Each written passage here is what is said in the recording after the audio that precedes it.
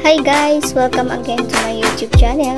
Ayan, so for today's video naman is pupunta tayo sa Gawagan Nature Park. Ayan, so dyan sa oras na yan is malapit naman tayo dyan sa Gawagan, and then pag punta mo pa lang is makikita mo na yung kagandahan ng bungad niya. Wala, kagandahan! Yes guys, napakaganda nito. Yan yung bungad ng nature park sa Gawagan. And then, syempre, pupunta muna tayo mag-park para magpahinga muna guys. Saka tayo papasok. Ayan, so arriving at the destination of Gawagan Nature Park, nagtipunan kayo ng province. So, yan yung mga bulaklak guys na tanim nila. And then, syempre, yan yung registration area. Diyan ka magbabayad ng 50 pesos only for the entrance fee. Ayan guys, so yan yung bungad niya. And then, samahan nyo ako na tignan natin yung kagandahan pa ng Gawagan Nature Park. Ayan, so tara, samahan nyo ako. Ayan, so yan yung garden nila guys. May nakatanim na mga bulaklak. Ayan, ang gaganda ng kulay nila. Ayan, so beautiful garden. Yeah, beautiful garden. Ayan, so may mga iba't ibang tanim din sila. And then, may mga kubo pa guys na pwedeng mapagpahingaan.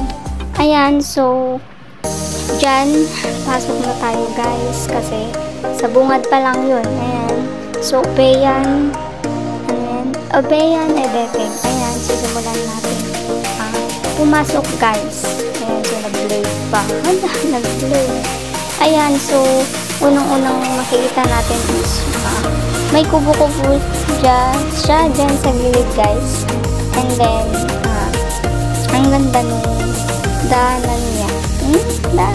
Entrance pa lang guys is alam mo na talaga na maganda siya. So may kayon guys, may kaibalong dikoy. Ada lang to entrance fee nga 50. Ayan, so dayta at aday di bagbagakat tayo nga garden king kubo-kubo da guys. Ayan, so tara, samahan niyo ako at papasok tayo sa loob ng Gawagan. Ayan, so may karatula, be aware of falling rock. Ayan, so be aware daw, baka ma-fall ka. Wala, ma-fall. Eh, charot lang. Ayan, so papasok na tayo guys sa loob niya kasi medyo malayo pa to guys papunta sa main ng Gawagan or sa loob ng Gawagan guys. Ayan, so yan, nagpakita na naman. Yan yung garden nila guys. Ulit ka naman. Ayan, so yan na nga. Minutes of walking going to the area. Ayan, so maglalakad tayo dyan guys. Pupunta dun sa pinakaloob niya. Yan, so andyan na nga tayo. Malapit na tayo dyan. So makikita naman natin guys, mabato siya, and then ang ganda ng mga kulay ng bato. And then dito yung swimming and picnic area. Dito ka pwedeng mag-swimming or mag-picnic guys. Napakaganda kasi ng view niya, and pwede ka magpahinga dito pag pagod na ka na. Ay, napagod ka na ba? Ayan, so yan, makikita niyo naman ang lalaki ng bato.